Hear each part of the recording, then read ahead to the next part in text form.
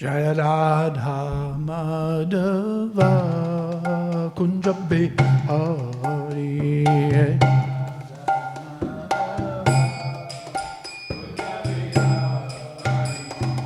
Gopi Jana Vallabha Girivardhari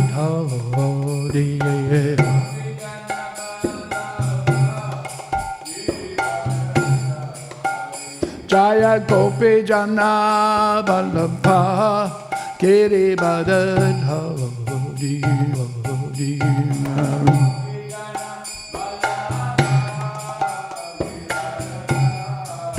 Yasoda Nandana Braja Jana Ranjana Yasoda Nandana Braja Jana Ranjana Jamuna Tira Banachari Jamuna Tira Banachari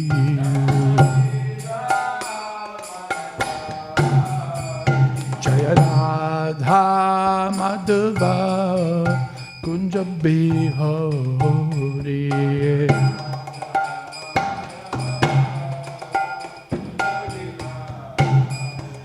Jaya Radha Madhava Kunja Bihari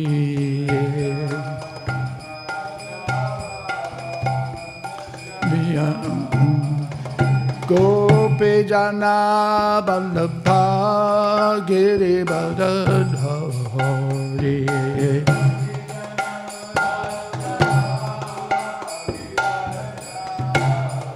Gopi Jana Vallabha Girivardhari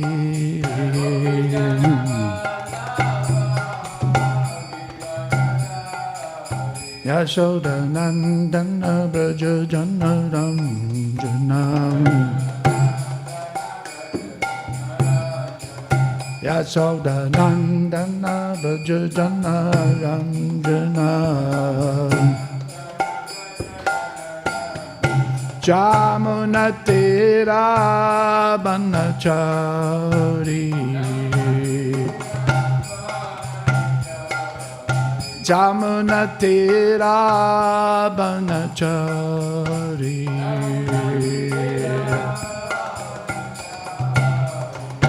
Jaya Radha Madhava Kunja Bihari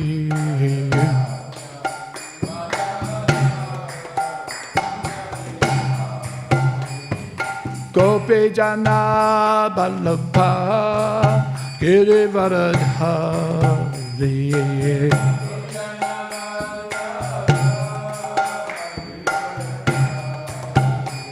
Gopi Jana Vallabha Girivardhari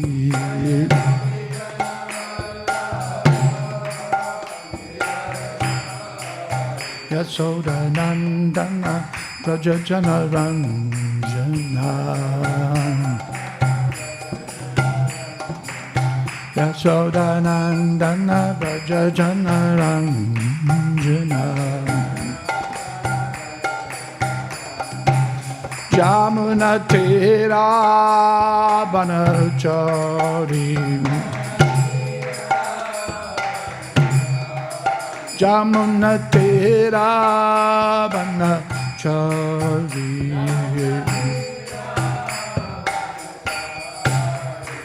Jaya Radha Madhava Kunja Bihari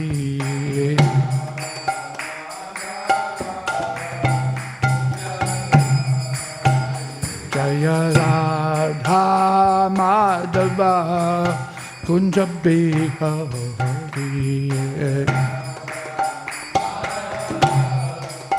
Kunja Bihari Jaya Shri Krishna Chaitanya Prabhu Nityananda Shri Advaita Radha Shri Vasati Gaur Bhaktivedanta Jaya Shri Krishna Chaitanya Prabhu Nityananda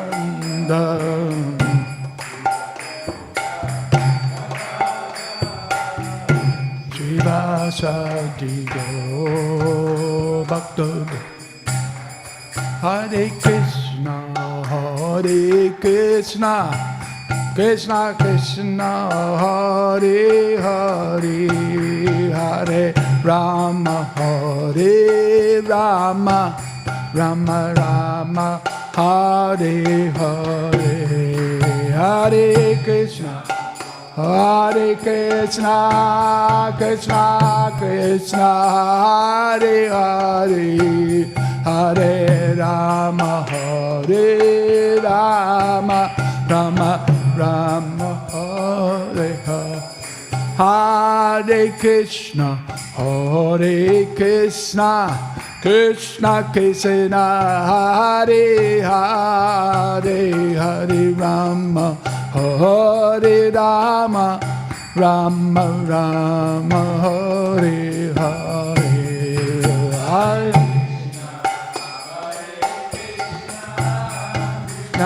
Krishna, Hare Hare, Hare Rama, Hare Rama, Rama Hare Hare, Hare Krishna, Krishna Krishna, Hare Hare, Hare Rama, Hare Rama, Rama Rama, Hare Hare, Hare Krishna, Krishna Krishna, Hare Hare, Hare Rama, Hare Rama, Rama Rama, Hare Hare, Hare Krishna, Krishna Krishna, Hare Hare, Hare Rama, Hare Rama, Rama Rama, Hare Hare,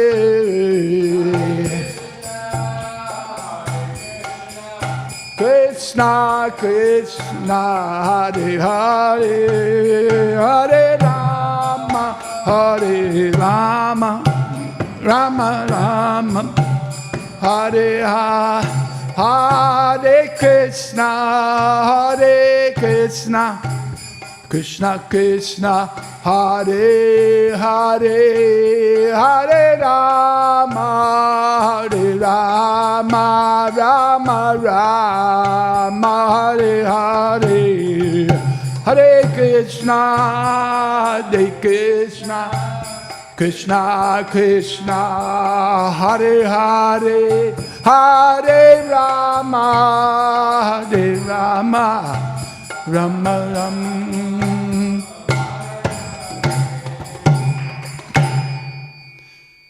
Jayam Vishnupad Paramahamsa Parivrajakacharya Ashto Tarasadachi Śrīmad.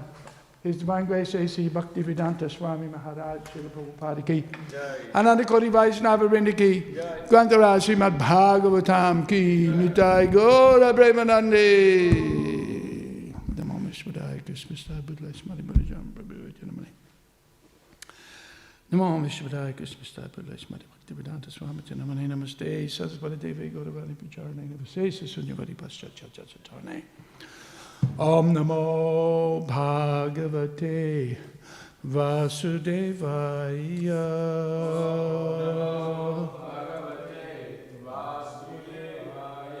Om Namo Bhagavate Vasudevaya.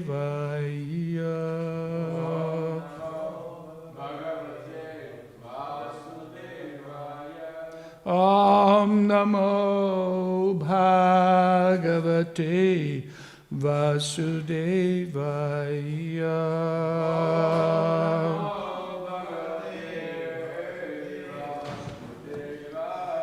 Om Namo Bhagavate Vasudevaya.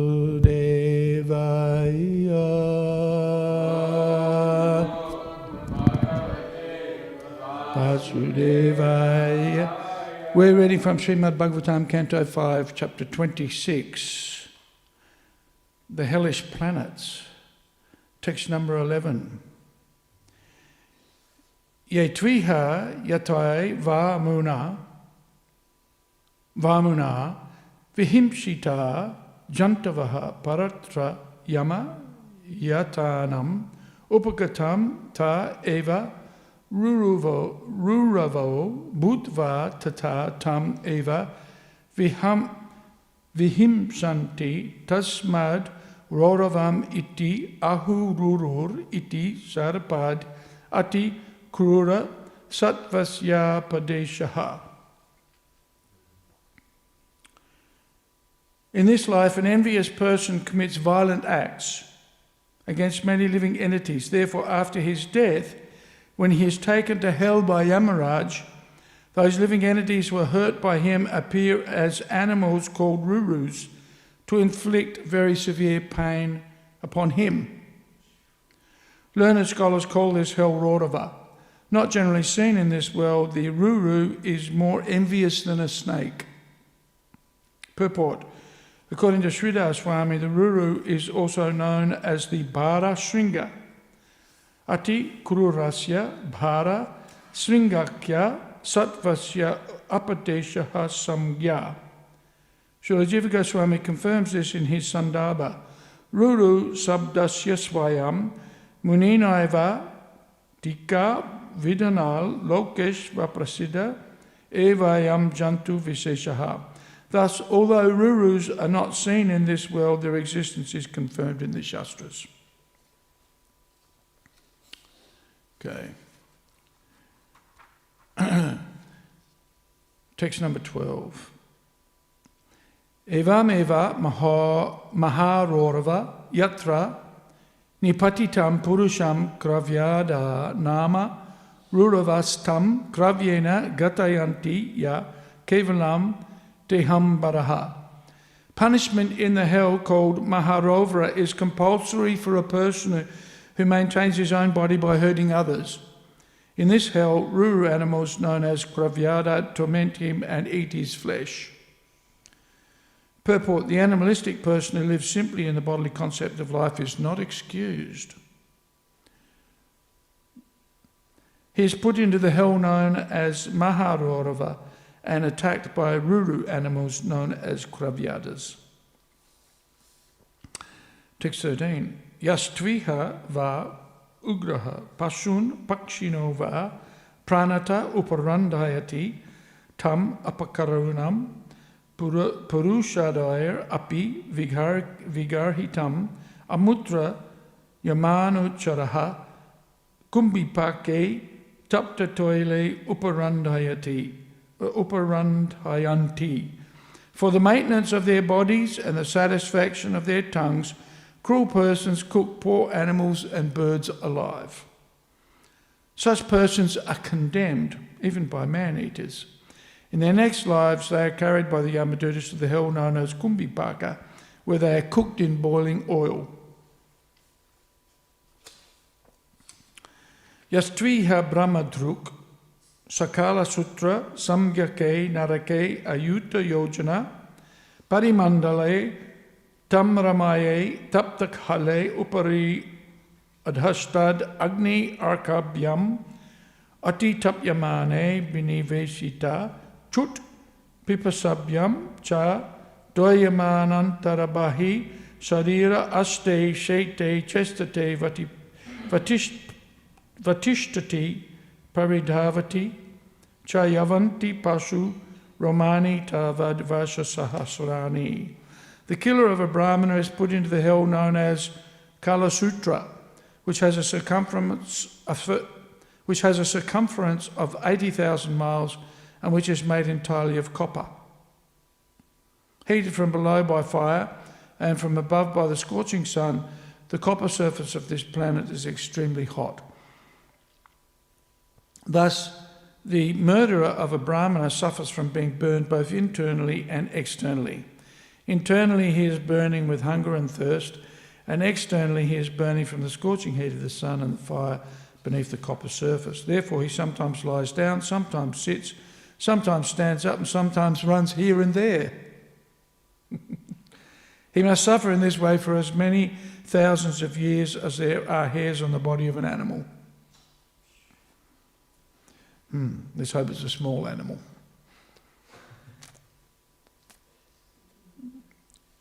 Yastvi havai nija veda patad, anapadya apagataha, pakandam chopagatastam asi patravanam, praveshya kashaya, praharanti tatra, hasavitas tato, davamana upayato, dharais talavanasi, patrais chijamana, sarvango hatosmiti, paramaya, vedanaya, murchitaha, pade nipatati, svadharamaha, pakandanagatam, phalam bhunkte. Phalam bhunkte, these are the fruits that you enjoy, right? Yeah, this is how you suffer, actually. See, bhunkte is, but bhunkte means to enjoy, right? Suffer or enjoy, yeah. If a person deviates from the path of the Vedas in the absence of an emergency, very important point, the servants of Yamaraj put him into the hell called Asipatravana, where they beat him with whips. When he runs hither and thither, fleeing from the extreme pain on all sides, he runs into palm trees with leaves like sharpened swords. Thus injured all over his body and fainting at every step, he cries out, "Oh, what shall I do now? How shall I be saved?" This is how one suffers who deviates from the accepted religious principles. Purport. There is actually only one religious principle. Dhammam tu sakshat bhagavat pranitam.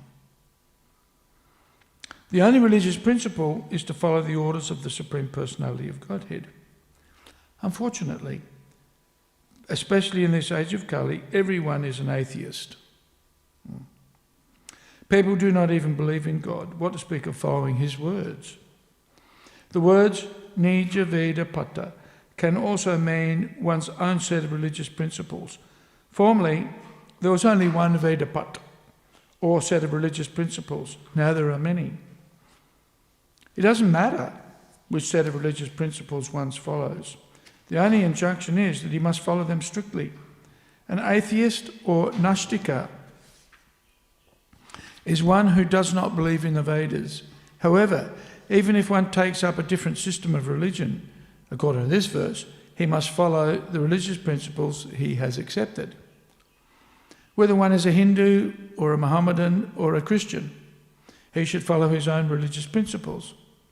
However, if one concocts his own religious path within his mind, or if one follows no religious principles at all, he is punished in the hell known as Asipatravana.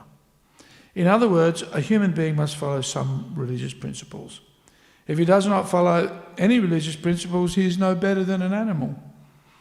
As Kali Yuga advances, people are becoming godless and taking up so-called secularism. They do not know the punishment awaiting them in Asipatravana as described in this verse.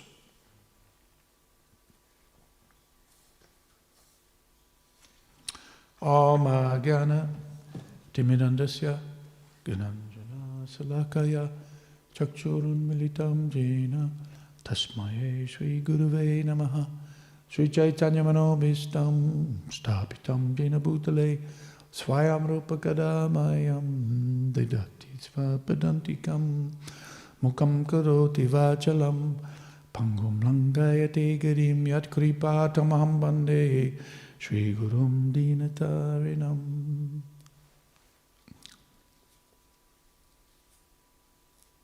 So we're continuing our tour of the hellish planets.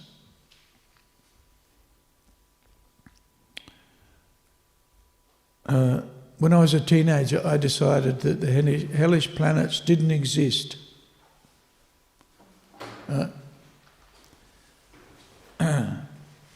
Just somebody's idea, somebody's imagination.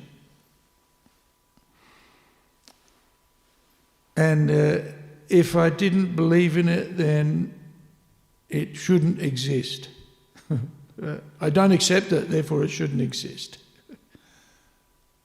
But Bhagavatam tells us otherwise.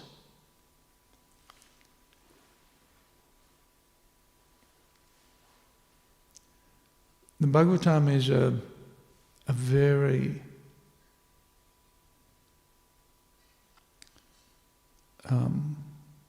amazing experience, because,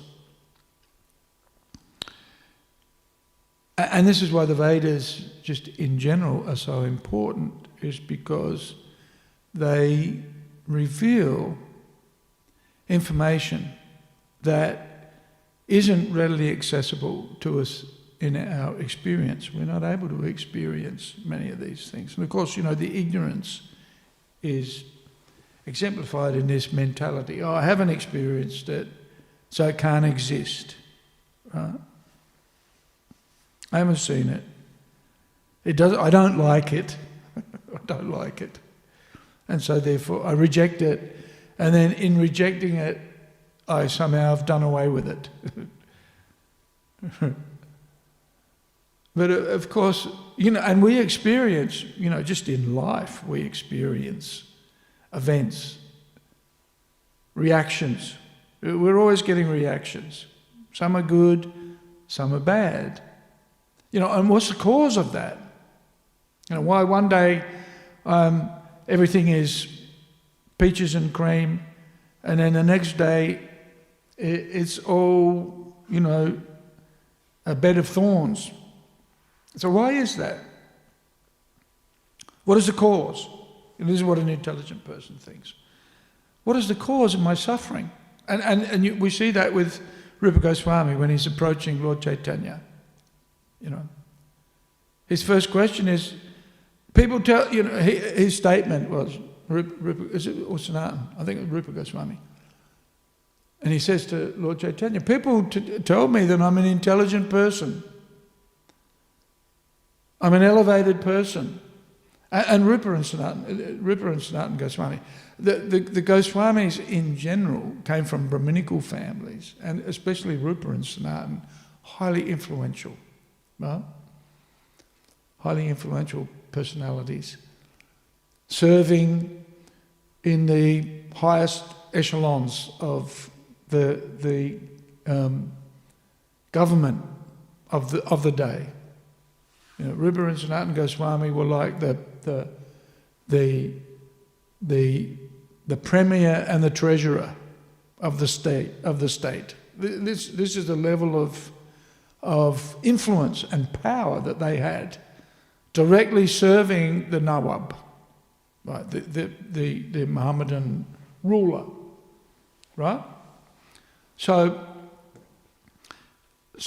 he's saying to Lord Chaitanya, that people praise me for being such a learned and powerful and influential man. But why am I suffering? If I'm such an exalted personality, why am I suffering? Right? So an intelligent person will ask, why am I, there was a book written in the 70s, why do bad things happen to good people? Right? Well, the Bhagavad Gita tells us the reason why bad things happen to good people is because they're not good people. Right? You don't get these kind of reactions if you're so-called good. Right? There's karma, there's vikarma, and akarma.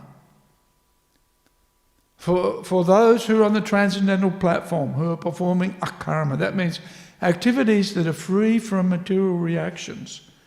They're really good, but in the material world, or in the material, in the general scheme of things, karma means doing things that are good, positive, which will bring about a positive reaction.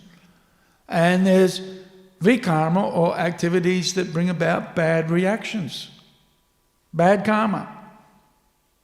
And even the Christian, in our Christian teachings, as you sow, so you shall reap. This is not a very difficult concept these are not very difficult concepts to understand.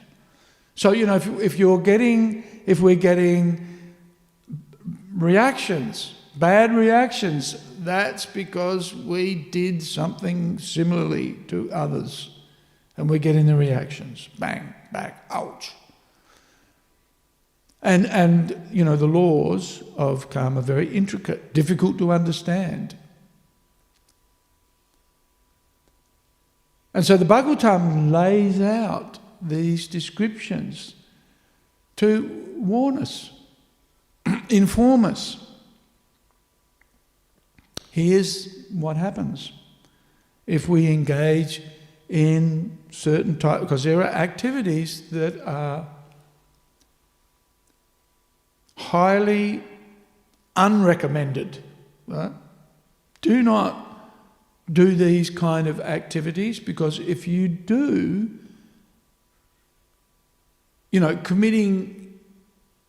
creating inconvenience for others means in the future you'll be suffering. One of the features of a devotee, one of the characteristics of a devotee, the characteristic of the gopis, characteristic of the cowherd boys, characteristic of Arjuna, Krishna, all of the devotees, their mood is one of compassion. Even the Bhagavatam, the ignorant will say, "Oh, don't tell me this. I prefer to be. Ignorance is bliss." Which is really foolish. Right? It's foolish. So Bhagavatam is compassion. Right? And so it's warning us. Psst. Wake up. Wake up to what you're doing. Of course, in this day and age, people don't want to believe in bad karma. So therefore, oh, hell, oh, what an outdated theory, or what an outdated philosophy. This is something that people believed in the past. Right? But just because you'd like to think, or we'd like to think, I don't like this, so therefore ignore it, is foolish. Right? It's foolish. The Bhagavatam informs us. That's compassion. Compassion is to awaken the living entities to the reality. That's what the Bhagavatam's all about. What is it? Distinguishing reality from illusion. Right? The material energy is illusory. Like, what is it? In the beginning of the Bhagavatam it mentions, like fire seen on water. Is it fire on water? Does it mention that? Or land on water? Can't remember. But there are certain, just like, you see the mirage, especially in Australia. In South Australia especially, you drive down these long country roads. And you can see off in the distance, and then you see the mirage. And it looks like water's on the road. Middle of summer, there's absolutely no possibility of any water being there. But if you look in the distance, it looks like water on the road. But it's a mirage. There's no water there. You speed up to get to the water, but it moves forward, and then it goes away. You think, hang on a second, what's that? Material energy is like that. It appears to be one thing, but then when you get there, it's something else. Right? It changes. It's endlessly mutable. This is its falsity, right? The material energy is real, but it creates these illusory forms that are always changing. Right? Na sato vijate bhavo, na bhavo vijate sataha. Right? The second chapter of the Bhagavad Gita, Krishna says, of the temporary, there is no endurance. And of the permanent, there is no fading away. Right? This is the nature of the soul. So material energy is like always creating these illusory forms that we're chasing after, thinking we'll be somehow happy as a result of possessing some. But the Bhagavatam warns us, no, don't do it. The Bhagavad Gita warns us, don't do it. And if you do, here are the consequences. Right? There are consequences. As you sow, so you shall reap. And so therefore we're suffering. Nobody wants suffering, but it keeps on coming. Right? And of course there's a reason for that. That's because the material world's not the place that we should be in. You know, this is not. This is the foolishness. We should be out of here, not sticking around in the material world. Because, practically speaking, it's impossible not to perform some sinful activity. Or perform activities that are without reaction. Akarma. That's why the devotees concentrate on service. Jagya, sacrifice. Wherein all of the activities are performed really for the pleasure of Krishna. Whether it's looking after our families, or looking after the temple, or looking after our business, or whatever. All of those activities are performed with the motivation of there being a benefit for Krishna, not for ourselves. Idam Krishnaya idam namama. One of my favourite slokas. This is for Krishna, this is not for me. Namama, not for me. Right? Although, you know, that ahamameti, that I and mine mentality is very difficult to overcome. Right? So, Bhagavatam's warning us. Perform these activities that inconvenience others, that cause distress for others, that ignore our relationship with the devotees, with the brahmanas. Right?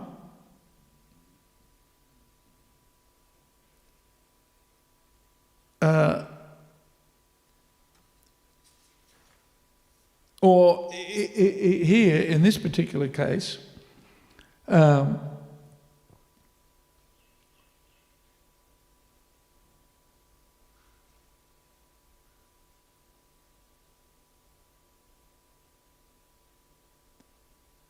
it's interesting here.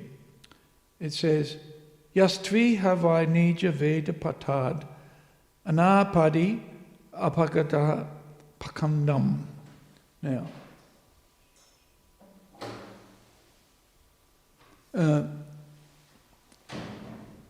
it says, if a person deviates from the path of the Vedas in the absence of an emergency. So that's interesting. What that means is you can deviate from the path of the Vedas. You can. But in an emergency. Right?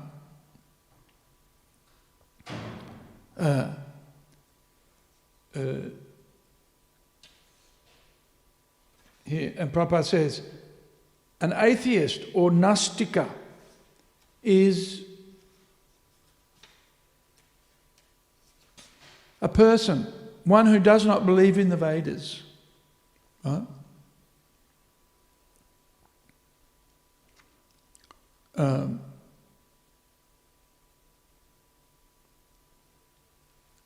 in the is it the 18th or the 17th chapter? 18th chapter, I think.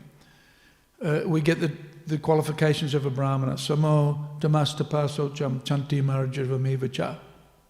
Jnanam vijnanam astikyam brahma karma svabhavajam. This is the karma or the behavior of a brahmana, right?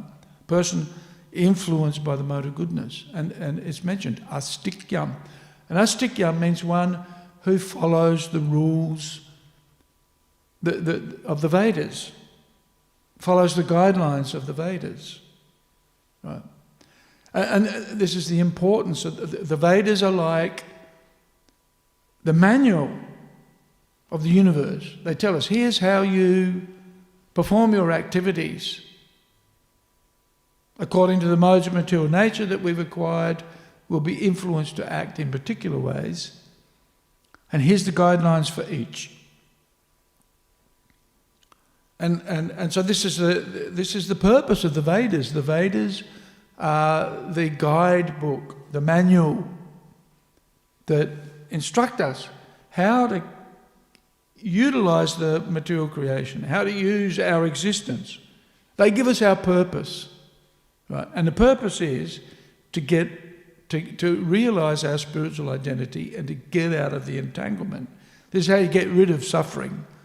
Get out of the entanglement of material existence and the confusion that comes therewith by following the prescriptions, right?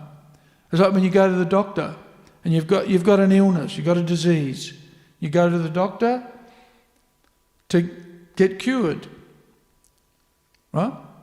So the doctor tells you, take this medicine, eat twice a day or once a day, whatever. So you follow the prescription, you get well.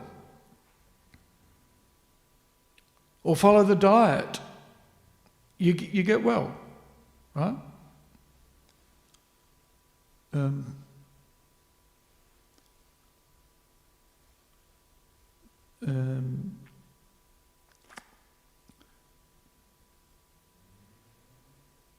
So the Vedas give us these, give us the instructions. Nastikyam means one who doesn't believe, doesn't follow the instructions. Astikyam means one who does follow. And of course, if you follow, you get the benefits. If you don't follow, here's what happens. You end up, and it's interesting, there's even a concession. There's a concession for those who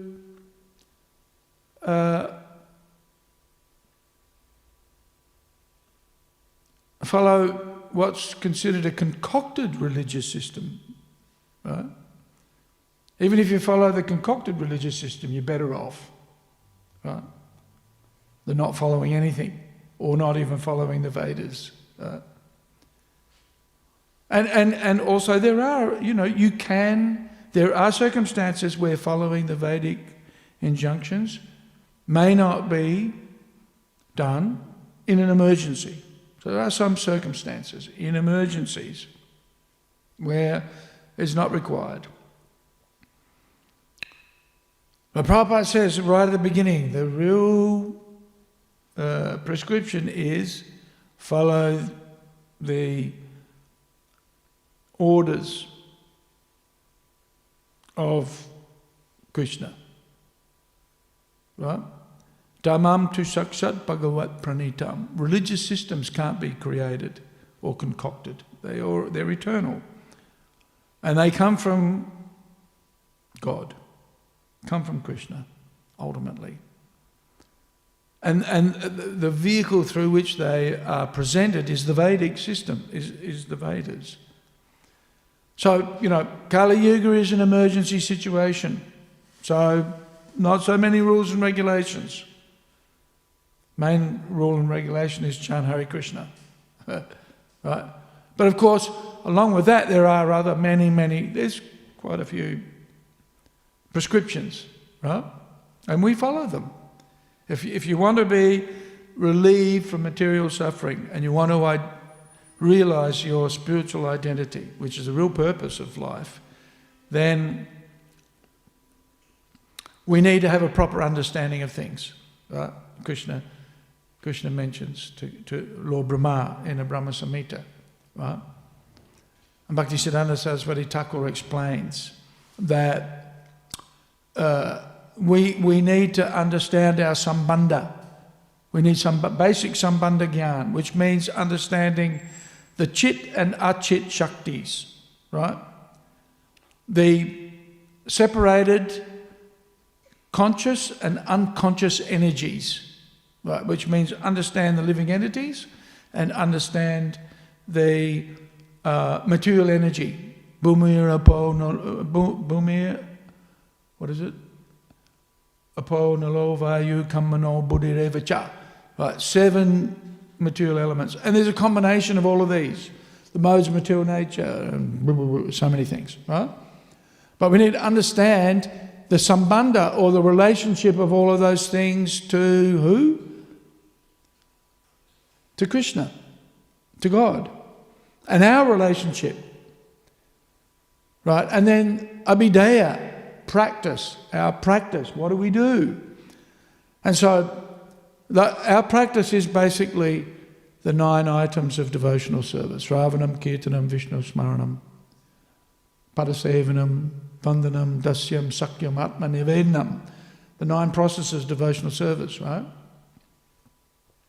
Hearing, chanting, meditation, deity worship, etc. Offering of prayers, so many things, right?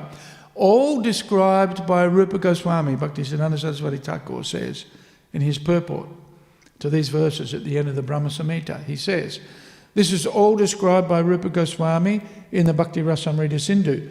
That's why the Bhakti Rasamrita Sindhu, Prabhupada put effort and time into translating that book, because it tells you how to practice bhakti. Right? And bhakti,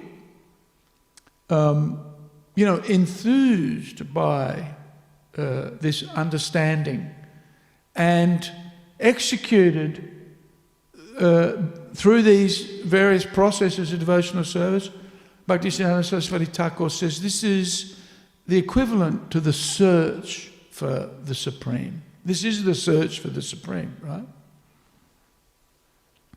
So we need to know these things. We need to practice these. This is, in this day and age, Dharmam tu shakshat bhagavat pranitam, the religious principles that are to be followed in this age. Revealed by Rupa Goswami. And who's Rupa Goswami?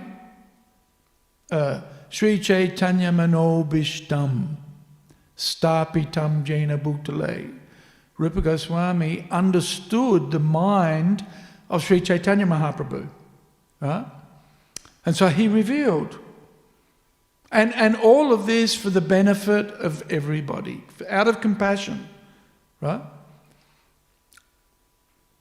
Rupa Goswami revealed all of this information. How to surrender. So these are the religious principles. You know, if we don't know what the religious principles are, they're not very difficult to find and to understand. But as Prabhupada says, unfortunately, in this age, especially in this age of Kali, everyone is an atheist. So they don't believe any of this stuff. Hell. What an outdated concept. Okay, well, it may be an outdated concept today, but wait till tomorrow when you're visiting the house of Yamaraj, and Yamaraj is saying, what have you been up to, mate? Oh, I don't know. Nothing. Right, it's when you ask kids, teenagers, right? What's happening? Oh, nothing. Right? What are you doing? Oh, nothing. Right? No such thing as nothing. There's always something going on. We're always doing something. Krishna says in the Bhagavad Gita, you know, you cannot do nothing. For the living entity, there is no such thing as doing nothing. There's always something going on. And there's always reactions. We know that. From laws of physics, we know that. For every action, there's an equal and opposite reaction. But it's happening on a much more subtle level. Right? This is our karma. This is why we suffer. Right? And this is why the Bhagavatam says, whoa, hang on, wake up. Wake up. That's why the devotee... Because Krishna does recommend in the Bhagavad Gita, don't disturb the minds of the ignorant. Right? So, we could go out on the street, like you see on in Burke Street sometimes, in the mall. There are you see a particular faith's preachers. They stand there with a holy book and they wave at people and they tell them, you're all going to hell, right? And everybody just laughs. So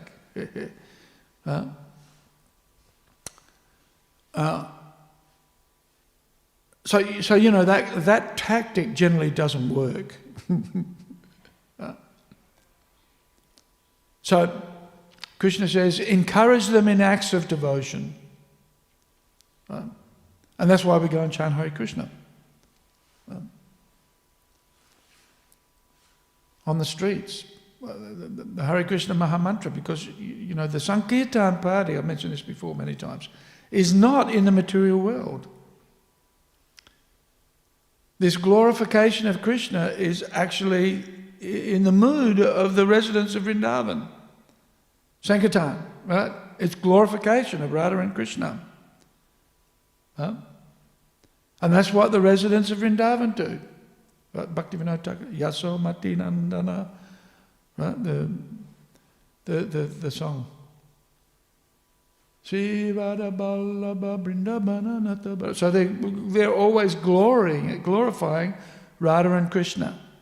So these are the activities of the Goswamis, Krishna Kirtana Gana Natana Paro, right? And that's the activities of the residents of Vrindavan. They're always chanting the glories of Krishna.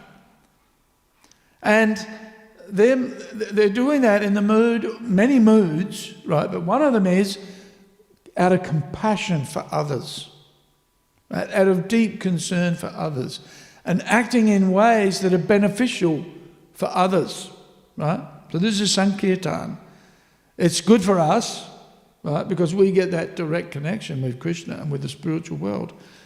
When we're chanting Hare Krishna, we might be walking down Burke Street.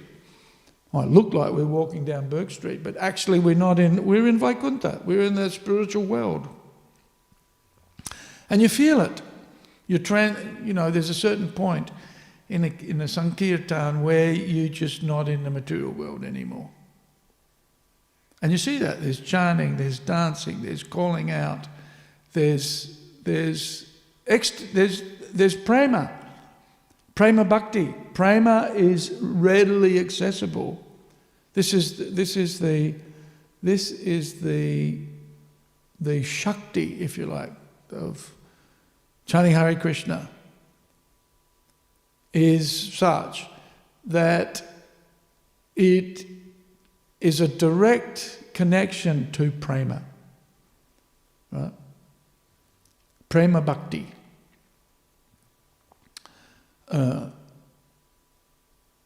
Even for people who are not practicing, they see the devotees chanting Hare Krishna and they become happy too. They're elevated, you see it.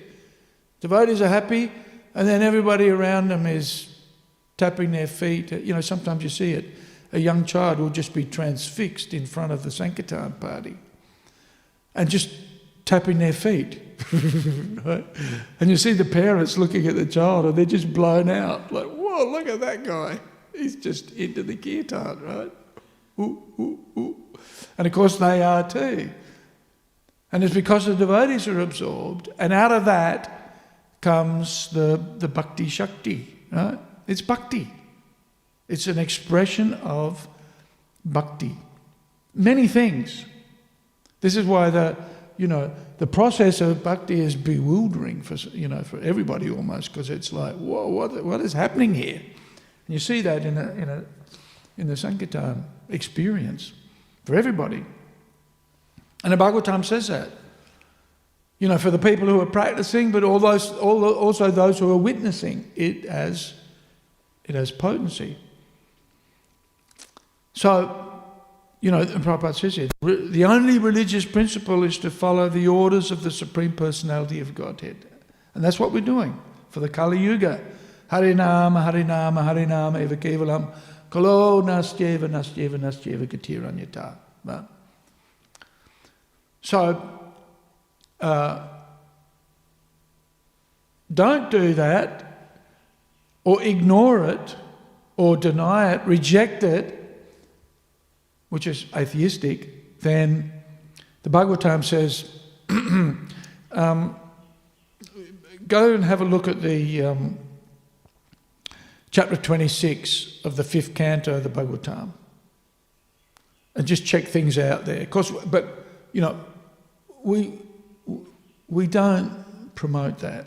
I've experienced it actually. You know, when I first joined a temple, then there'd be somebody in the temple who would want to describe to you the description of the hellish planets. You know, they want to tell you that the Earth is flat, right?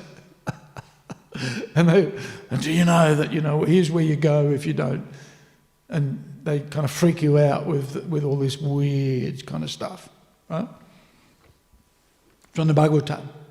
But it's better not to do that. Just encourage people to chant Hare Krishna, read the books, certainly, but basics. Start with the basics, you know, perfect questions, perfect answers, you know, or higher taste, or coming back, you know, some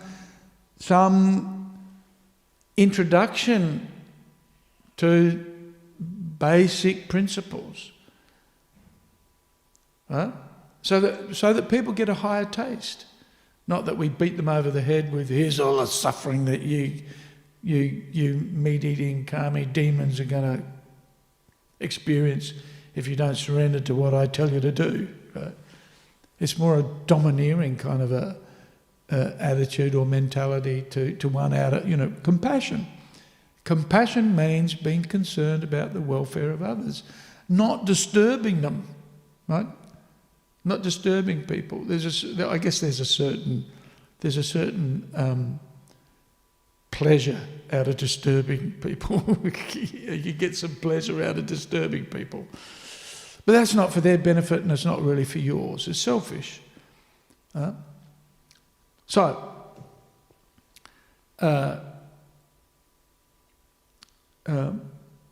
Prabhupada, and it's interesting, Prabhupada encouraged people, follow your own religion. We don't tell people to give up religion. We encourage them in acts of devotion.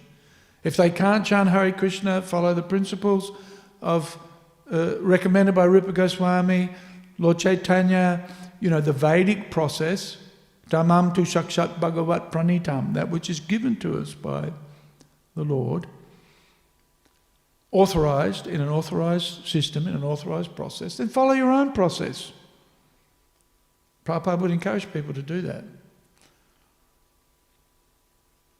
But not, you know, if you don't follow your process, you're going to hell. Okay, we know that, but we want to encourage people, bring them to the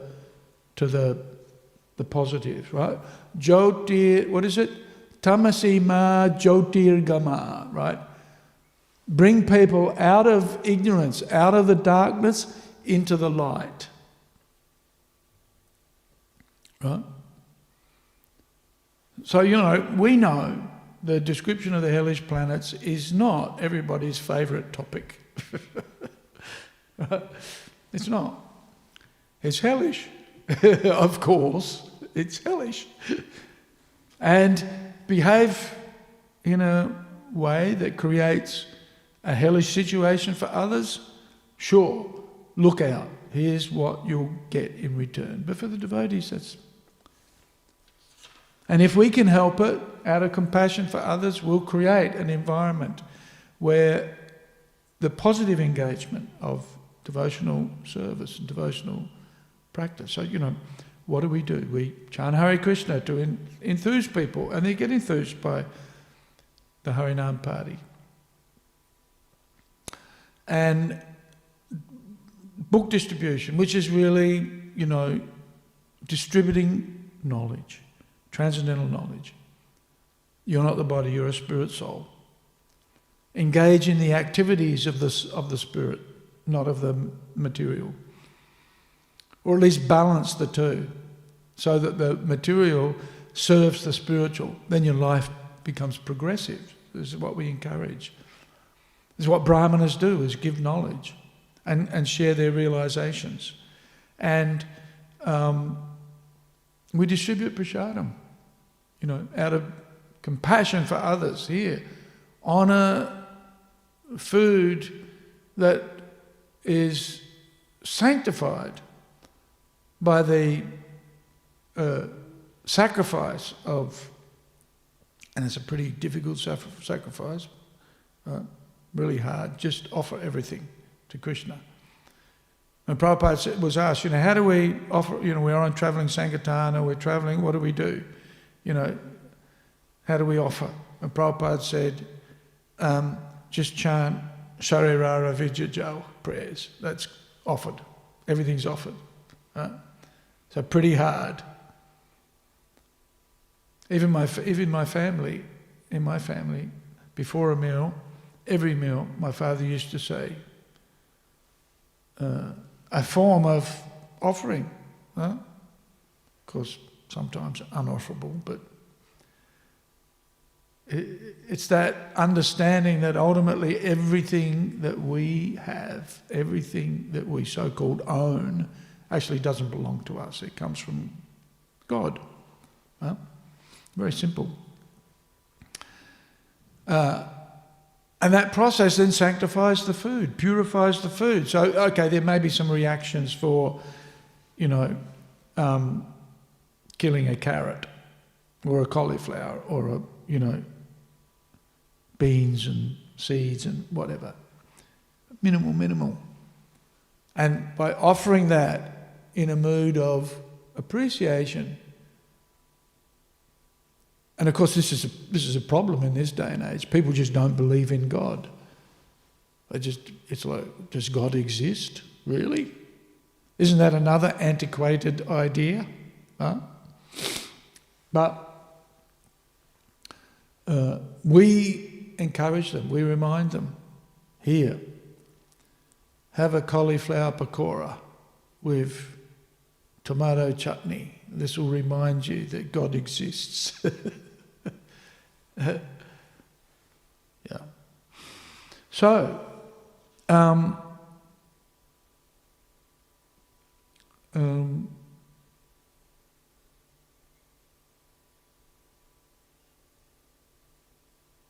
yeah, Prabhupada says here, if a person follows no religious principles, he's no better than an animal. So animals need guidance. They need to be managed, controlled even. And here's how Krishna does it. This is his system. Right? Misbehave, you get the stick. Right? Animals generally understand, that's one argument they understand, is a big stick.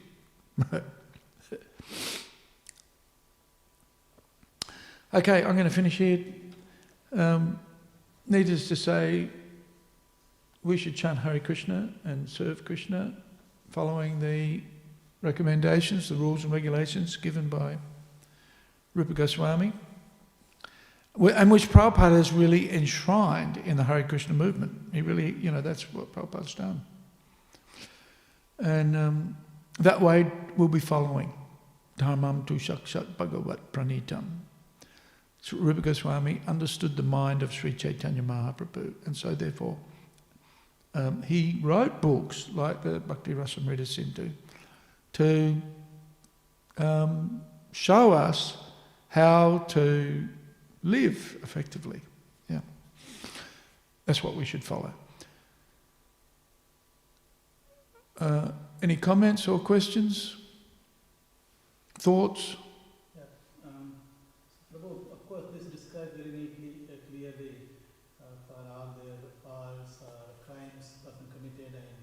how they will be punished in this planet. What about those who are already punished in this planet itself? If somebody kills and they are given a capital punishment, will they still need to undergo again in this planet? Or those who commit a criminal activity, yes, and they are punished. and they're punished here. Are they released from the sin? Yeah. Look, ideally yes. That's why the king follows, Shastra like the Manusamhita or whatever that, that outlines the various punishments for different crimes. Then that's to alleviate them of any future suffering. The criminal thinks, oh, what are you punishing me for? But the king, an enlightened king or an enlightened administrator, knows, look, I'm punishing you so that you don't have to receive future punishment in hell. That's the understanding behind it. Of course, in this day and age, the criminal is a criminal still, and you punish him and he still goes and behaves like an animal. So, there needs to be reformatory processes. Effective reform is required to relieve an individual of the urge, because it's not just the fact that one has committed a sinful activity, effectively, right? In whatever form. There's a rectification, or there's a punishment for that, but rectification is not complete, because the desire to exploit and to commit the same crime again, and you see that a criminal is caught, he's punished, goes to jail, comes out, and just does the same thing. So where's the benefit of that, right? So there needs to be an effective rectification as well. And, effectively that's only going to happen by purification. And, punishment, it has an effect, but it may not be fully cleansing, if you like, because the desire still remains. And so that's where chanting Hare Krishna is the practice for cleansing the heart of these urges, right? That's part of the problem, is the desires still remain. We need to purify the desire. And we need a process by which we can purify the desire. That's where chanting Hare Krishna is very effective, because it changes our desire from serving ourselves to serving Krishna. Oh, excuse me. Ooh, anything else? Anything from you, Zach? You're cool? Okay. No, he's right. Kantaraj Śrīmad Bhāgavatam ki jai, Śrīla Prabhupada ki jai, Gaura Bhaktivedanta ki jai, Hare Krishna, Damodar Brata ki jai.